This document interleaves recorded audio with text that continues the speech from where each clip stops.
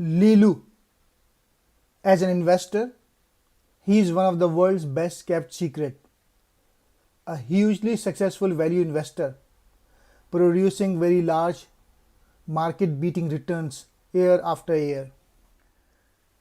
Li Lu's value investment firm, Himalaya Capital Investors, has reportedly produced a 30% compound annual return since inception in 1998, putting this little known investor in the same league as the greats Warren Buffett, Charlie Munger. In my view, the biggest investment risk is not the volatility of prices, but whether you will suffer a permanent loss of capital. Not only is the mere drop in stock prices not risk, but it is an opportunity. Where else do you look for cheap stocks? Forget about earnings. Just consider the assets on the balance sheet. At the time, the 5-year average for all oil prices was about $20 per barrel, and on a per share basis, they were trading for as low as 1 cent on the dollar. Sometimes half a cent on the dollar, so about 10 cents to 20 cents per barrel of crude oil. And that's not even counting the earning from the company. It was ridiculous. Buying 30 cheap but solid companies.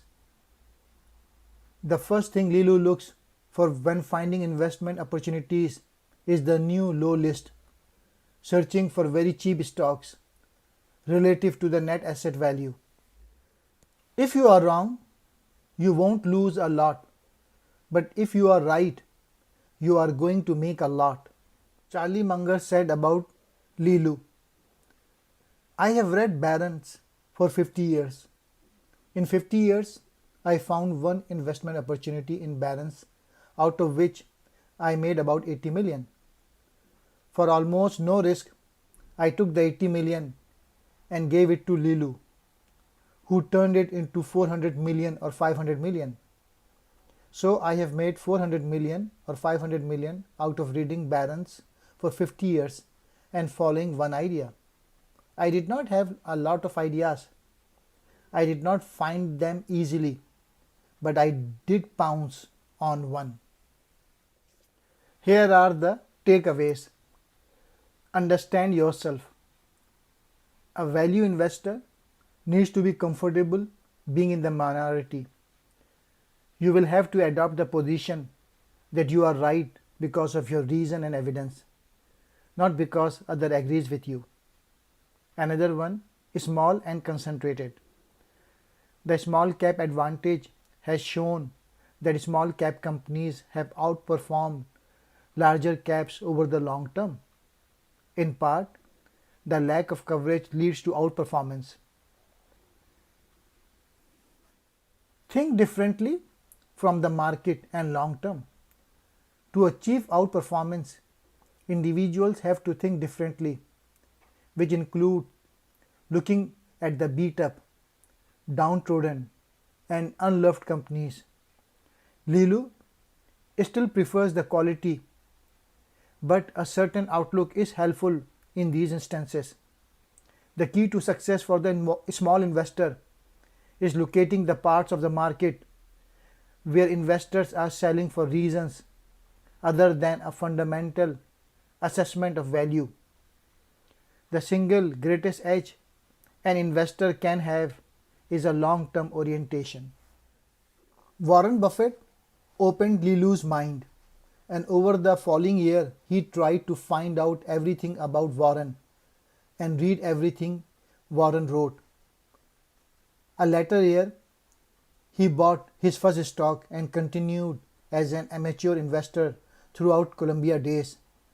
By the time he got out of school, he was looking at the balance sheet and realized he did not have to work for anybody. He can just do this. Speculators make money by forecasting how other market participants will behave. Investors make money by participating in the long-term value creation of the companies they invest in. The fundamental difference between speculating and investing is that speculation is a zero-sum game, while investing is not. Someone always has to lose in a speculation game, but investing is a win-win game. In the very long term, few very speculators have track records, but many investors do. Everyone's circle of competence will be different. It's better to build a circle of competence in a business you are interested in. In other words, let your personal interest guide you, not someone else's interest. A common mistake for investor is to keep adding more companies to the research list because of the fear of missing out and a distorted incentive system. But there comes a time when investors should be doing subtraction, not additions. Lee asks his analyst to imagine every business they analyze as their own companies, inherited from their deceased uncle. You inherited the company but know nothing about it. What would you do to understand the business? Lee asked his analyst one simple question when analyzing a company.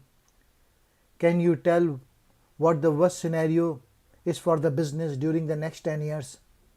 In other words, if sometime over the next 10 years, everything that does go wrong, what will the economics of the business look like? These are the following traits the successful investors have: independence, rationality, extreme patience and decisiveness, extreme interests in businesses. Lilu said, holding cash is better than speculating. Non-professional investors should avoid investing in opportunities that might offer promising returns, but which they don't fully understand. Instead, they should be satisfied with lower returns, but more sustainable investment products. Around 6% to 7% compounded for many years is very powerful.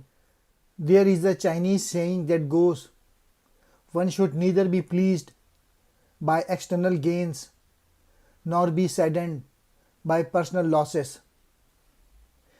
Charlie Munger is one of those people who can achieve such a state of mind. Everyone has blind spots, and even the brightest people are no exceptions. Only by a process of peaceful evolution can China accomplish its own goal of being a free, prosperous, and strong country. Politically, China suppresses its people, but because the government allows some freedom in economic matter, business has become the ultimate expression of individuality. I grew up in communist China and never had much money to my name, and then all of a sudden I had giant student loans. To us, anyone who opposes dictatorship is our friend, those who support it our enemy. All companies incur expenses, some of which are fixed and bear no relation to sales volume. In the way, profits can grow at a faster rate than sales. When I first came to Columbia University, I was dirt poor. I did not choose to come here. I just ended up here because I had nowhere else to go, having escaped from China. I was in a new country where I did not understand the language, did not know anybody, and did not have a penny to my name, so I was desperate and afraid. In my view, the biggest investment risk is not the volatility of prices, but whether you will suffer a permanent loss of capital. Not only is the mere drop in stock prices not risk, but it is an opportunity. Where else do you look for cheap stocks? Every day, aim to learn something, and if a year goes by, you have to learn a great deal.